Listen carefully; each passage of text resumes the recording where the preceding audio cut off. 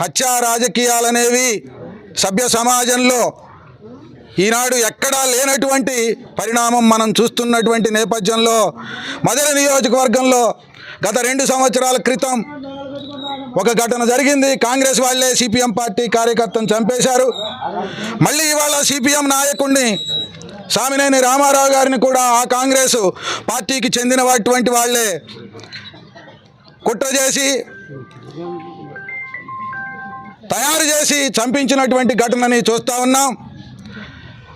ఏ ధైర్యంతో ఇక్కడ జరుగుతూ ఉంది అనే దానికి ఈ ప్రభుత్వం సమాధానం చెప్పాల్సినటువంటి అవసరం ఉంది.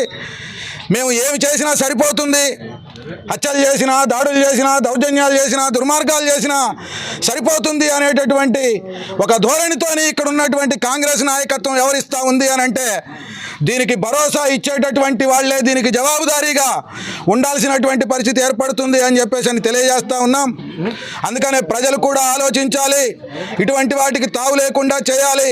ఈ నియోజకవర్గంలో గూండాయిజం, రౌడీయిజం, పెత్తందారీతనం, పక్షపాతంతో వ్యవహరిస్తున్నటువంటి శక్తుల గురించి అంతా కూడా ఆలోచించి అప్రమత్తంగా ఉండి ఈ నియోజకవర్గంలో శాంతి భద్రతల్ని నెలకొల్పుకోవడానికి అవసరమైనటువంటి పద్ధతుల్లో ప్రజలు ఆలోచించాలని చెప్పేసి విజ్ఞప్తి చేస్తూ ఉన్నాం. పోలీసు యంత్రాంగానికి మరొక్కసారి విజ్ఞప్తి చేస్తూ ఉన్నాం, ఎటువంటి ఒత్తిడికి లోను కాకుండా మీరు సరి అయినటువంటి పద్ధతుల్లో వ్యవహరించాల్సి ఉంటుంది అని చెప్పేసి తెలియజేస్తూ ఉన్నాం.